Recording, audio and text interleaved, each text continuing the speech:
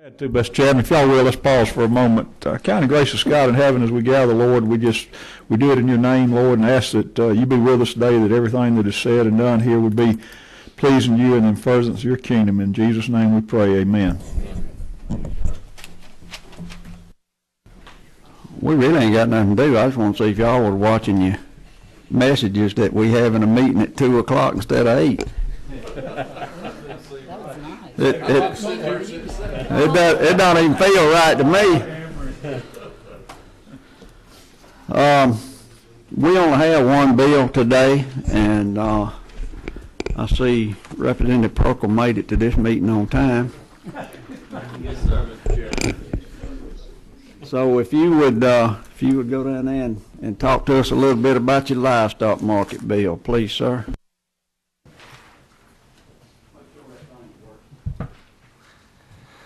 Mr. Chairman, it's working. Thank you, members of the committee. Thank you so much for consideration of this bill. House Bill 876.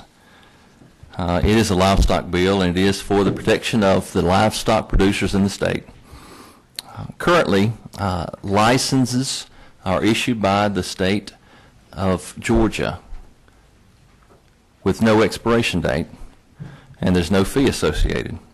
The state really does not have a good way of telling who the dealers are in the state, and because they are issued for a lifetime and there is no expiration date. This bill actually does three things. The first, it requires dealers and market operators, these are livestock dealers and market operators, to obtain an annual license with a nominal fee. Secondly, it expands the definition of surety. Prior to it just mentioned bonds. So this expands the definition of surety, which includes banks and other lending institutions. And thirdly, it removes the antiquated method of determining the surety calculation, and it puts Georgia's surety requirement in line with that of the USDA. And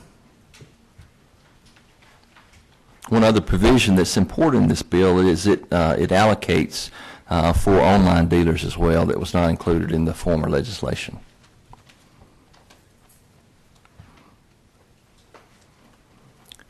UGA says there's about I was waiting for a question, but the UGA says there's approximately 1.1 million cattle in the state of Georgia.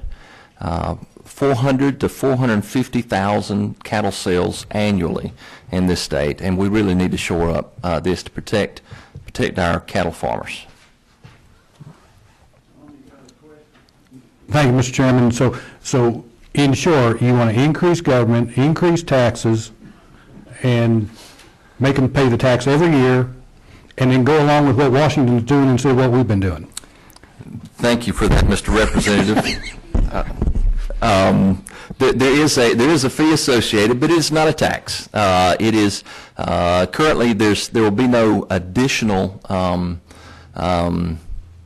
The state of Georgia will not have to go out and audit additionally. So we're doing it at least 6 times a year now. This is not going to be a moneymaker for the state, but it will provide some revenue to support what we do now. We actually will go and reconcile at the livestock facilities at least 6 times a year, and 12 in some of the larger facilities. And so this is, I don't consider it an overreaching impact. It's the same impact that we have now. We'll just get slightly more revenue for it. So, Number 7. Welcome. It's good to have you here. Let me ask you a question and understand. I'm one that, as a Republican, every time I turn around, it seems like we're not want to talk about taxes, but we want to talk about raising a fee. And a fee is a fee. It's a tax no matter how we look at it. What I would like to ask is, do you have a number at least that we're looking at on this fee? And the other part of the fees in government, it seems like after 1 year that fee goes up. I just would like to know a little bit broader, not as broad, I guess, a narrower approach. If it's going to be $3, is there a limit on what that fee is going to cost? and that way get an idea a little bit better up there. Well, we actually have the fee structure in the bill, so that's how it will be. And I do allocate it as a fee rather than a tax. A fee would imply that there are services rendered for this expenditure. One of the things, if you'll notice on That was $25, right? it's $25 for the dealer, for the livestock barns, the livestock operators. It'll be on a sliding scale, not more than 200, which is allocated in the bill itself. If I could turn your attention to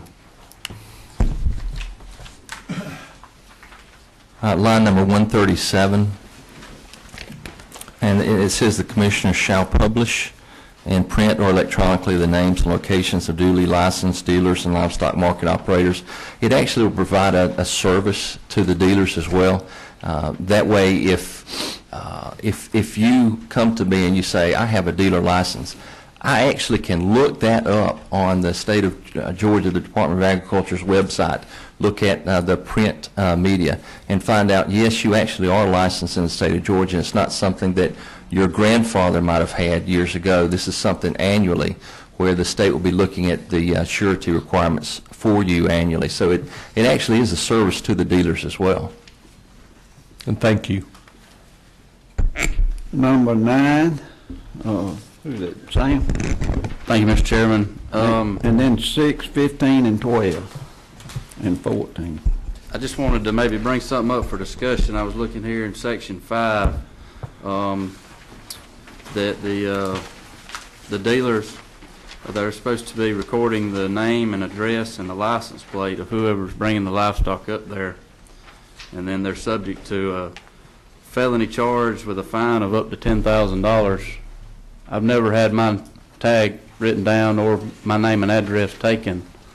Is that, do we need some kind of something a little more generous in there, or that's kind of? This is, Representative, this is actually not a change in the current law. This is, there's no difference in the penalties associated with this law, with this legislation versus the previous. Okay. Was that something we can look at though while we got it open? I mean, does anybody do that? I mean,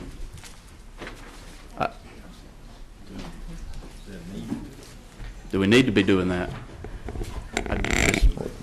That's Is it any of y'all in the department want to talk about this? And get everything? That's pretty stiff. Mr. Chairman? And most of these sale barns, I mean, they know who's coming and going, but I don't know if we need.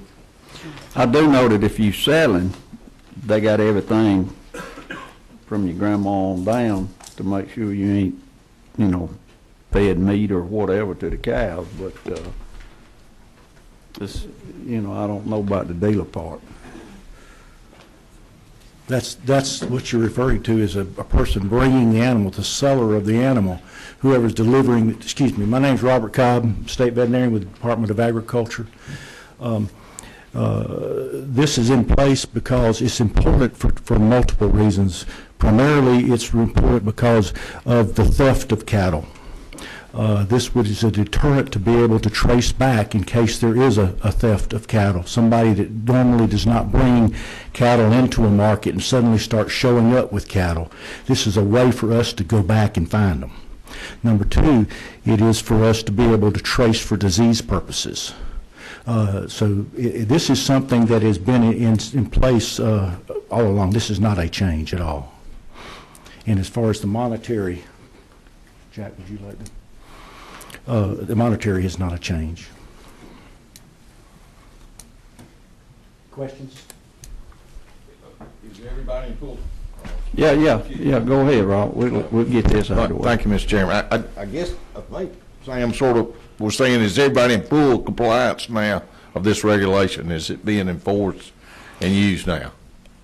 Possibly not as well as it should be, but it is something that is important to us.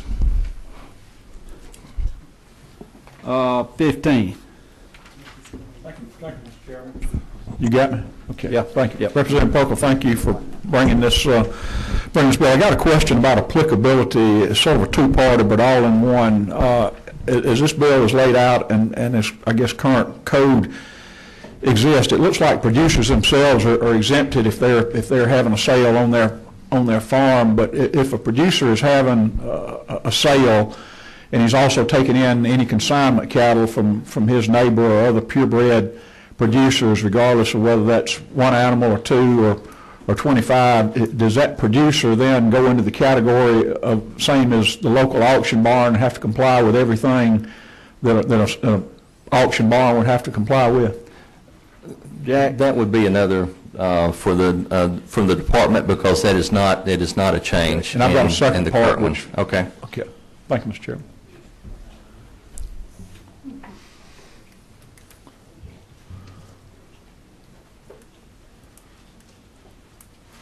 As you stated so correctly, Representative, that if you are holding a livestock auction on your premises selling your cattle, if you accept consignments, then you indeed might fall under the need to become a livestock market, not a dealer.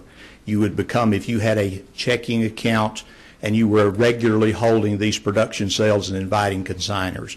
It is seldom that we have that, because in place in the law down in it you will find that associations where the actual representatives of that association can sign a notarized signature to say that the association is exempting responsibility for these proceeds and absolving the commissioner. That is indeed the case. So I doubt we would see any more licenses because of this, and that part of the law has not changed. Thank you, Mr. Brill. Mr. Chairman, so a second part of that is how would this apply, if at all, to like the bull sales that UGA conducts at Tifton and Calhoun? Bull sales at Tifton and Calhoun are conducted by a marketing association, and they do hold a license and bond with us through a marketing agency. Okay, great. Thank you, sir. All right, Ms. Jan.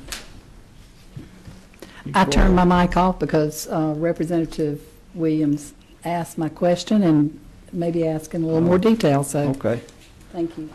Thank you, ma'am. Buddy? Representative Perkle, is it not true that this has been the result of a long study by the Department of Agriculture to make sure that the law does what we need to do to keep the cattle industry safe, and that also you have spent much time with your dealers in your area making sure that the fees and everything were those that would take care of the cost and not cost the state a lot of money? Thank you, Mr. Representative. That is correct. I have made calls to the livestock barns in my area, the operators, and they are all in favor of this. One of the pushes for this has come from some of the greatest agricultural advocates in the state, from Georgia Farm Bureau, the Georgia Agribusiness Council, Georgia Cattlemen's Association, the Livestock Marketing Association. Have all been in favor, and we've worked pretty closely with the Department of Agriculture and in framing the language for this to make sure our producers are protected. Thank you for that. Patty, is that you? Yes, sir. Number 11. Yes, sir. Thank you, Mr. Chairman, and thank you, Representative, for bringing this piece of legislation. Since you're a new legislator, you don't know that my background is county government, so I just want to make absolutely sure that this bill is not going to affect our city and county governments in any kind of way. Is that correct? This legislation does not impact the city and county governments. All righty. Thank you. You thinking we need to help them some which way? I thought the gate program was great, but my local governments had some concerns later, so I just want to make sure, because Your local government need to talk to the University of Georgia, who they need to talk to. So I just want to make sure. I'm proud to be on the ag committee. We're proud of you. Right, but I want to be cautious of our local governments as well. Thank you. Thank you. Unless your city or county is actively engaged in purchasing livestock, and they'll be out of it. So. Anybody else have any questions for, all right, Sam, who's 9? Is that you? And I just wanted to go back to that same code section, just make sure I'm clear. So my livestock barn doesn't write my name and address and get my tag number when I drop my cows off, and they do it 3 times in a row. They can be charged by the department with a felony and a fine of $10,000. Mr. Representative, I'm going to even if defer they know to who I am and Department of Agriculture on that. I'm there every week. Clay, can I say, I sell at a couple of barns, 3 maybe. They got a list of, with my name on it, that they keep, that they know, when you go in and check your cows in, you got to give them your name and address and everything else on the little ticket that goes with the stickers they put on the back. And then they got all that information somewhere. Now, whether they got my tag number, I don't know that. But, Yeah. Well, I know I pay somebody to pick up my cows a lot of times, and they come. oh, okay. I load the cows on their trailer, and they take them on my behalf to the sale barn, and they say these are Sam Watson's cows, and then they go through the process. I know it's been in current law, just, reading through it, it jumped out at me and had some folks ask me about it. Jack? If I might, in total concurrence with Dr. Cobb, we thank goodness, whether it be foot and mouth or some disease that we've got to track, have not had this problem. And it's not a change in current law. And it's still, to me, defending the position we have here, we have not charged anybody at this point with a felony. But is that language quite strong in this situation to say 3 times, and that is the case?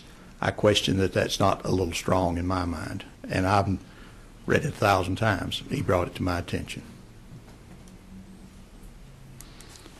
So, Sam, are you through? I'm through.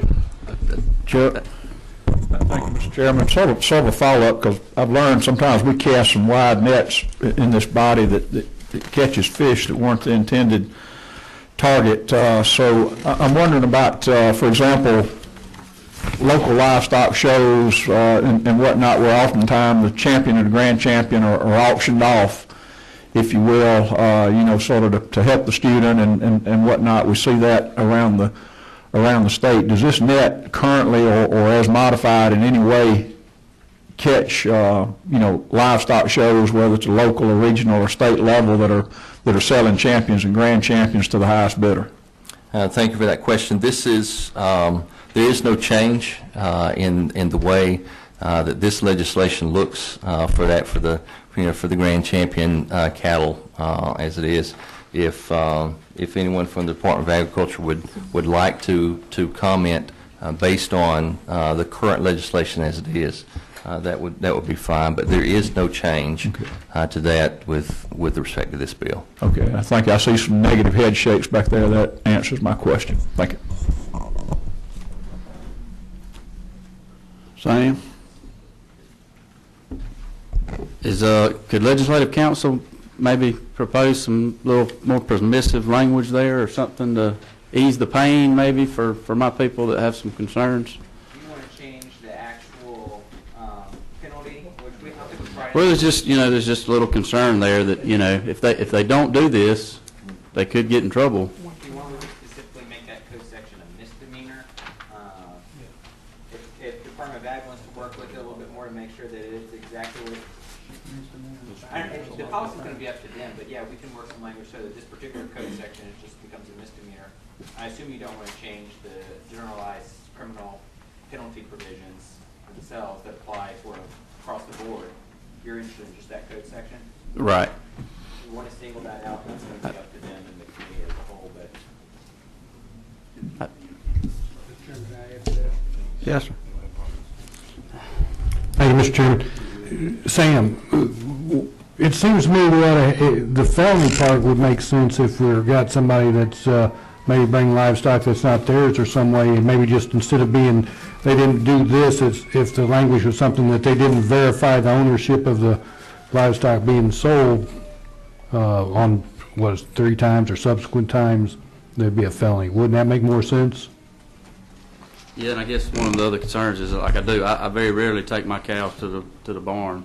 But you'd expect them to verify that they're in fact yours and being sold on your behalf and doing it right. The guy's just taking them on my behalf and telling the guy at the back, hey, these are Sam Watson's, and they write it down. And show them Instead of license plates and all these requirements, just that they got to verify that they have cattle or livestock they're allowed to properly sell. Can you word that, Sure, Jerry? it's selectively enforced as well, so they're gonna, if you just forget to do it, nothing comes of it, they're not just gonna go charge you with a bunch of felonies. So any way you guys wanna do it, I think we can write it, as long as we're not pulling in that other criminal provision, because I don't know which one it is. Dr. Cobb, you want to say May I something? say something, please? The reason the tag is there is kind of in a situation like you've described. If somebody's pulling up with cattle and they say, my name's John Smith, you know, but that John Smith has gone to your field and gotten your cows and went down there and sold them, then we might hunt John Smith all day long and all month long and never find him. But if we have a tag number as well, then we can go find who had that tag number, and that will lead us to the individual that stole your cattle. That's why a name and a tag number is why it's done the way it's done. That's why it's in the code now. I wanted to further explain that in case. Have we ever reprimanded anybody for that, or? We have not formally, but yes, we discuss it, and it's something that I think you know, since the price cows have gone up, there's been more cattle being stolen across the country than there was in the past. And so I think it's an important thing that we be able to make sure that you're selling your cows. Now, if somebody comes up picking your cows up and brings them for you and gives their name and says they're selling them for you, and we've got a tag number and something happens, all we have to do is verify it, and it's a done deal. It's for your protection, the cattle producer's protection. When y'all audit the barns, do y'all look at that kind of stuff to see if they have all that information? Yes, You sir. don't? Okay. Yes, sir. We do that. We have not formally taken any administrative action against anyone, and you know, don't really fully intend to. But it's a very important tool for our ability to trace cattle.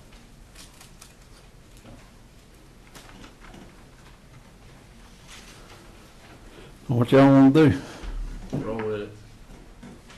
buddy? Mr. Chairman, I move do pass. Got a motion on the floor, do pass, there a second? All in favor say aye. Aye. Opposed, no. All right. And y'all, this has been over a year-long discussion between the department and Cattlemen's and Farm Bureau and agribusiness and the livestock markets and whoever else had the finger in the cow business. And we thought it was a pretty good bill to break in a new guy on. So anyway. We need to go before rules so I can do that. Yeah, All right. Has anybody got anything else? If you made it to supper last night, thank everybody again for coming, and thank everybody again that paid for it. So we appreciate all of it. Thank you.